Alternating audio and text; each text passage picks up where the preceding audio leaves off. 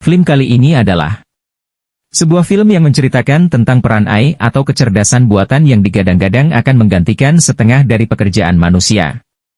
Namun, di sisi lain, hal itu juga menuai pro kontra dari beberapa masyarakat yang selain menganggap AI akan mengancam sumber pendapatan mereka, sebagian besar orang juga menganggap AI bisa dimanfaatkan untuk memudahkan pekerjaan mereka, misalnya Google Gemini, ChatGPT maupun MikChat pengguna sekitar. Kali ini saya akan membahas film tentang seorang analis yang sangat jenius, di mana kegeniusannya sampai-sampai membuatnya arogan. Dia tidak mempercayai siapapun termasuk kecerdasan buatan sekalipun, sampai suatu ketika sebuah robot AI memberontak yang mana hal itu memaksanya untuk membuka dirinya menerima AI. So tanpa berlama-lama lagi kita langsung aja ke alur ceritanya. Film diawali dengan memperlihatkan kekacauan yang terjadi di bumi setelah diserang oleh robot AI. Pihak kepolisian pun mengantongi satu nama yang merupakan dalang di balik kekacauan tersebut. Orang itu bernama Harlan, sebuah AI teroris pertama yang dikembangkan oleh seorang ilmuwan di sebuah tempat bernama Spert Robotik.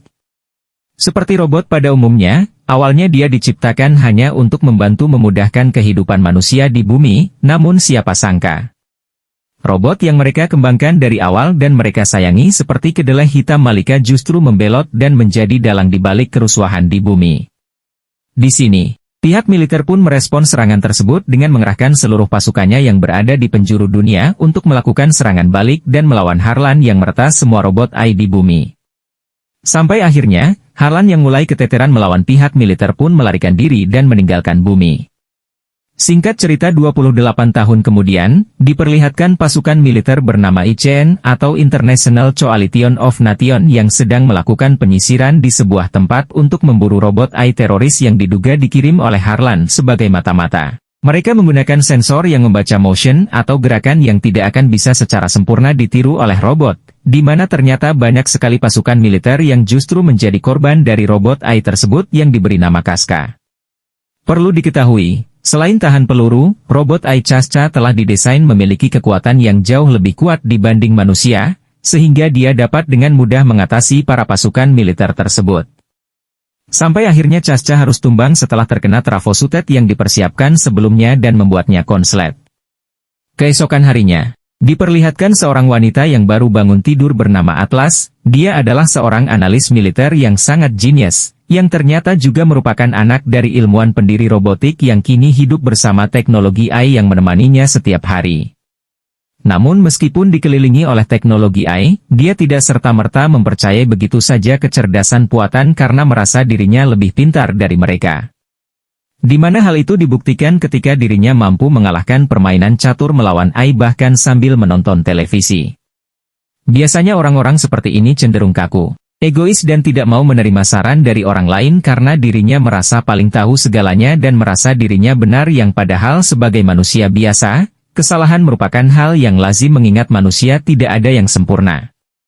Di tengah permainan tersebut, perhatiannya sempat teralihkan ketika melihat berita TV yang mengabarkan tentang penangkapan robot AI teroris yaitu Casca, di mana 30 tahun yang lalu dia dikenal sebagai tangan kanan dari Harlan, pemimpin dari aksi pemberontakan robot AI.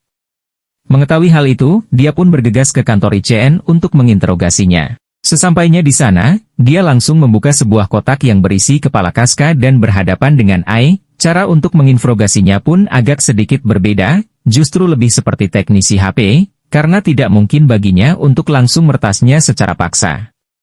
Dia mereset perangkat pintar di otak Casca menggunakan magnet sambil memetakan cara kerja otak tersebut dengan menanyakan hal-hal simpel dan langsung bisa menemukan lokasi planet di mana Harlan bersembunyi. Tapi ternyata dia hanya berpura-pura menulis sesuatu untuk memancing Casca tidak fokus. Dengan gampangnya begitu mendengar Atlas telah menemukan Harlan, otomatis sistem Casca langsung mengecek kembali file memori tentang lokasi keberadaan Harlan untuk memastikannya aman, yang mana hal itu justru terbaca oleh sistem milik Atlas.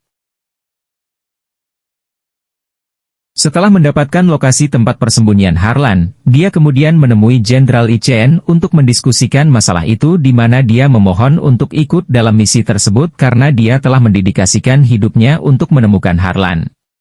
Sempat terjadi sedikit cekcok ketika Jenderal ternyata berniat menangkap Harlan hidup-hidup untuk diteliti bagaimana seorang AI bisa melakukan pemberontakan itu. Di sisi lain, Atlas menilai kalau hal itu terlalu naif, Mengingat kemampuan Harlan sebagai AI sama sekali tidak bisa dianggap remeh dan jika mereka nekat untuk tidak menghabisinya segera, bisa dipastikan mereka tidak akan selamat. Ternyata, pernyataan tersebut membuat seorang kolonel yang ditugaskan dalam misi itu sempat tersinggung. Orang ini bernama Kolonel Elias, di mana dia lalu menunjukkan sebuah robot AI canggih milik militer yang akan mereka gunakan dalam misi kali ini. Robot tersebut diberi nama ARTS, yang cara kerjanya terhubung langsung dengan otak pilotnya menggunakan alat yang bernama Neuralink atau transmitter otak. Menurut Kolonel Elias, sistem AI pada ARTS tersebut merupakan upgrade dari sistem kecerdasan milik Harlan, sehingga beliau yakin insya Allah akan berhasil menyelesaikan misi tersebut. Dari perspektif strategis, dia tidak salah. Pergi ambil dia. Di sini juga diperlihatkan bagaimana manusia telah membuat perisai hologram yang melindungi bumi dari serangan apapun dari luar angkasa dengan sistem lalu lintas yang sangat ketat dan juga sistem warp yang memungkinkan mereka untuk bepergian di luar angkasa hampir menyamai kecepatan cahaya. Singkat cerita, ketika mereka hampir sampai di planet tempat Harlan berada, Atlas kemudian memberikan arahan kepada para pilot ARCH untuk tidak menggunakan alat digital apapun agar tidak diretas, di mana dia justru ditertawakan karena dianggap kuno. Dari sini ke depan, tidak akan ada digital briefing lagi. Di sini, Atlas juga meminta para pasukan tersebut untuk selalu bersiap menghadapi setiap kemungkinan yang tidak pernah mereka bayangkan. Karena seperti diketahui, dia tahu betul sifat Harlan yang licik. Namun, ucapan itu justru dianggap halu oleh Kolonel Elias, di mana dia merasa kalau Atlas tidak semestinya mengucapkan kalimat barusan di hadapan para pasukan yang akan segera bertugas, di mana hal itu bisa mengurangi rasa kepercayaan diri mereka. Benar saja, ketika para pasukan sedang bersiap menggunakan ARTS masing-masing, mereka dikejutkan dengan serangan mendadak di mana serangan tersebut berasal dari ratusan drone penghancur milik Harlan. Bahkan serangan barusan hampir membuat Atlas meninggal di luar angkasa, andai saja Kolonel Elias tidak gercep memasukkannya ke salah satu ARTS dan menerjunkannya. Tidak berhenti sampai di situ. Selain belum siap akan serangan yang terjadi, para pasukan yang terjun bebas pun masih diserang di udara, di mana para drone AI tersebut tidak memberikan sedikit pun ruang gerak bagi pasukan militer untuk melawan. Sementara itu Atlas yang sama sekali tidak mengetahui cara menggunakan robot ARTS, dia sempat mendapat bantuan dari salah satu pasukan yang menyuruhnya untuk mengendalikan robot ARTS menggunakan Neuralink agar bisa mendarat dengan selamat. Namun entah kenapa dia sama sekali tidak mau melakukannya yang akhirnya hal itu membuatnya terjatuh dan mendarat di atas hamparan salju. Dalam momen ini, Atlas yang terdampar sendirian kemudian mencoba menghubungi kantor pusat untuk meminta bantuan, walaupun usaha itu tidak membuahkan hasil sama sekali. Di tengah kebingungan tersebut, dia terpaksa mengaktifkan sistem di ARTS dan menemukan port darurat terdekat yang berjarak 90 km.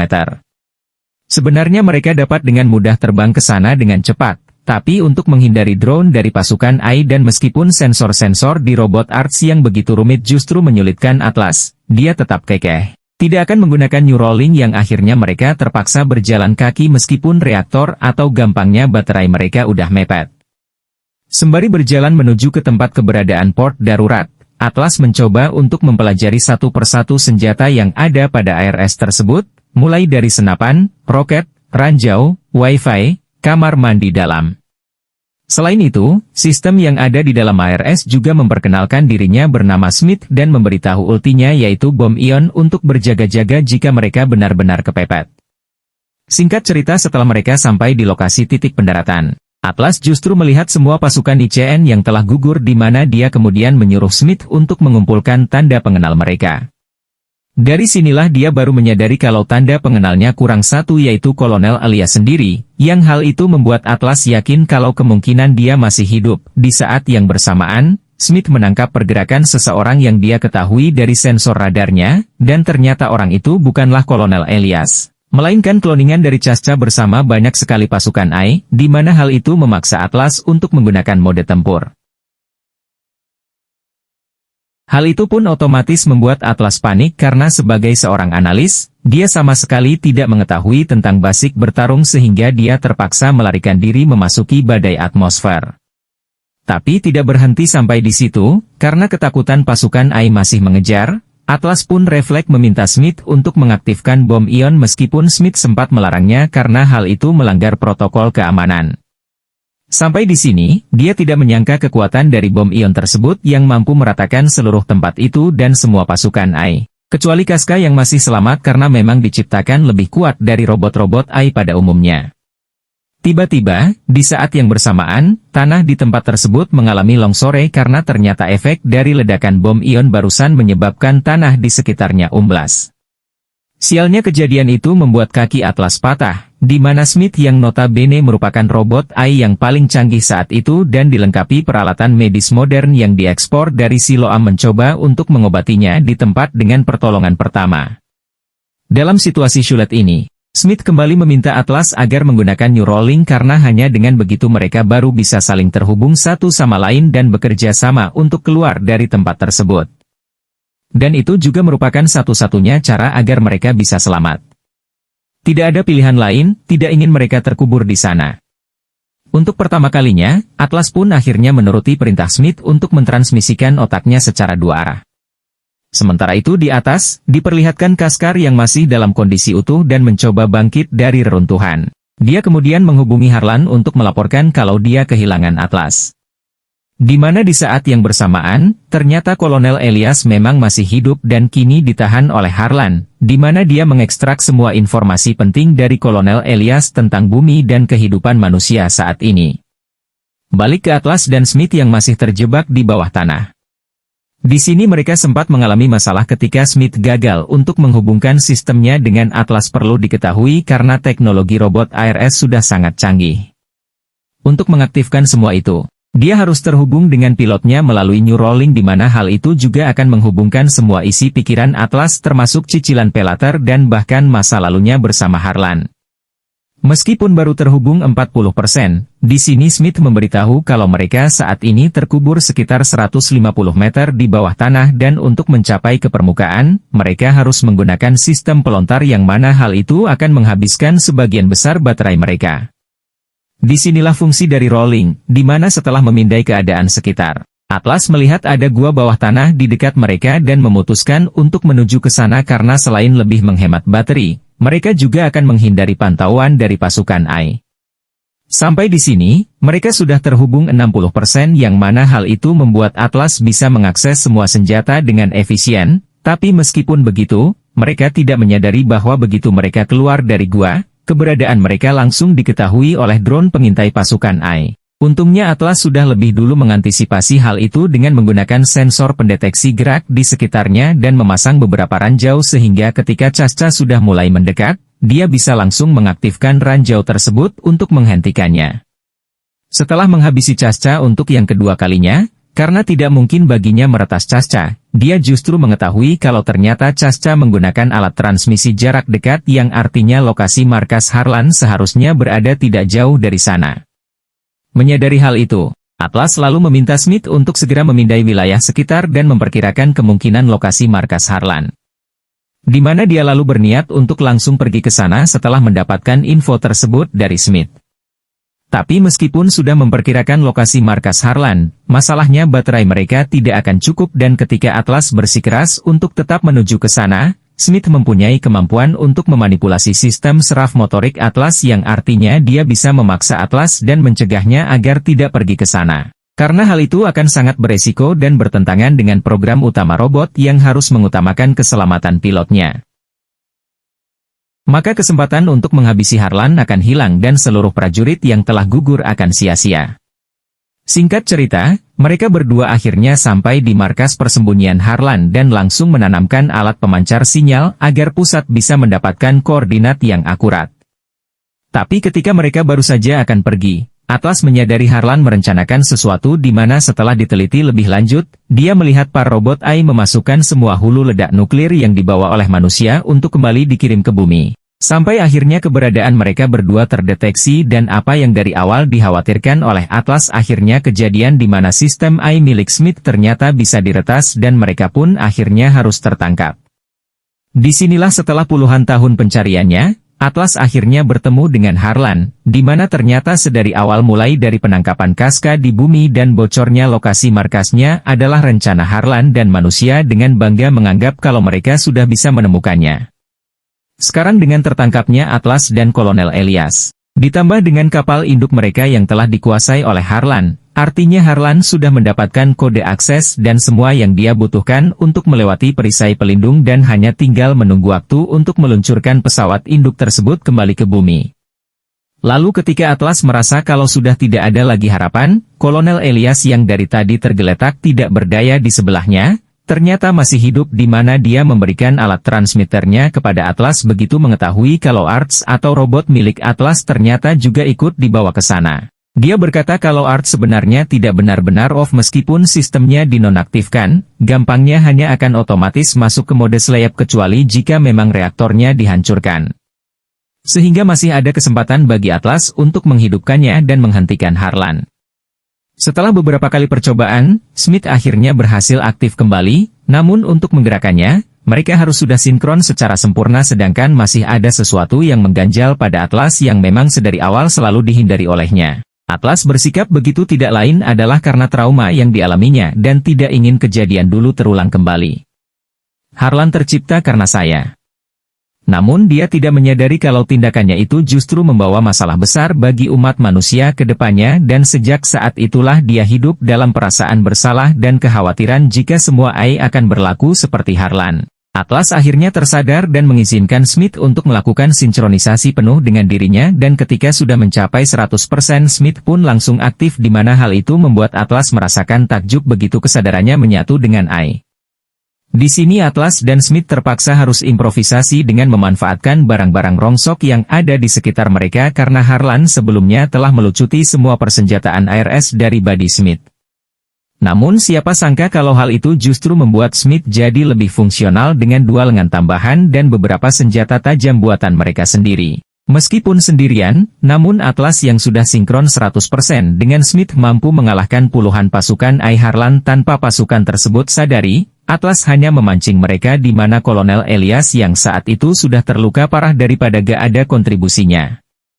Dia berencana untuk meledakkan tempat tersebut agar bisa membuka jalan bagi Atlas dan Smith yang harus gerak keluar untuk menghentikan Harlan sebelum pesawatnya lepas landas.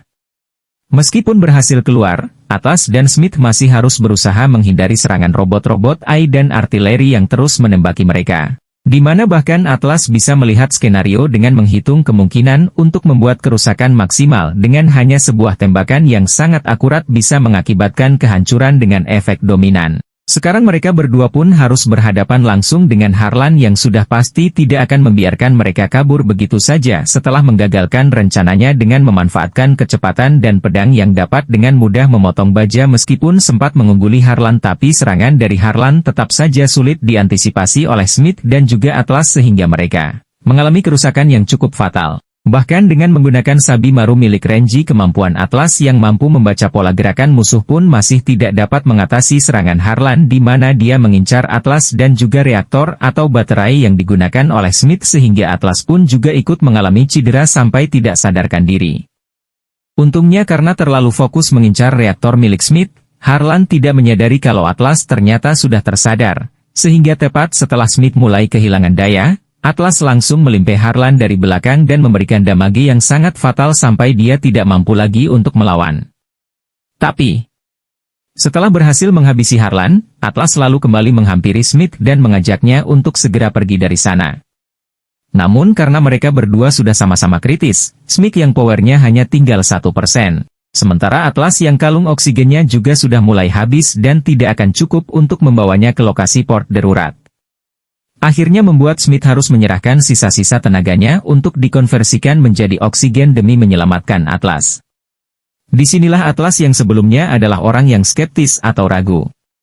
Curiga terhadap AI akhirnya merasakan bahwa dia mempunyai ikatan dengan Smith dan juga merasakan kehilangan ketika dia harus berpisah dengannya. Walaupun dia tahu kalau sistem AI dari Arts memang dirancang untuk melindungi pilotnya, bahkan jika mereka harus mengorbankan dirinya sendiri. Singkat cerita setelah kembali ke bumi, diperlihatkan Atlas yang didatangi oleh General ICN untuk menyampaikan ucapan terima kasih dari keluarga para prajurit yang gugur karena dia sudah mau repot-repot mengumpulkan lencana mereka. Tidak hanya itu, Atlas sendiri juga akhirnya memutuskan untuk bergabung sebagai pasukan di ICN dan memodifikasi robotnya sendiri dengan model yang dibuat persis seperti robot Arts yang dia gunakan untuk melawan Harlan. Dan juga tentu saja Smith sebagai sistem AI-nya dan cerita pun selesai.